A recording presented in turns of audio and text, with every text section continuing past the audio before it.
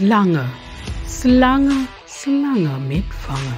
Hulle gly oral, maar die mees gevaarlikste is die soort wat op 2 bene loop.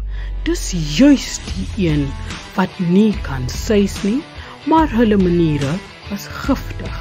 Hierdie tipe is baie spesiaal, want hulle kamoufleer soos verkleurde mannetjies in jou lewe.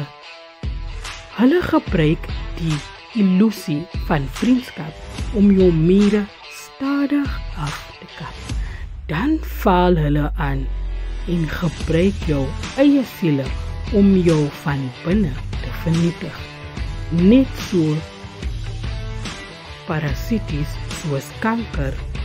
Oppas, my liewe vriendin, vir hierdie tipe slange. Oppas, want hulle is baie manipulerend. Jy moet niks glo wat hulle uiters nie, anders sal jy nie letsels daarvan dra.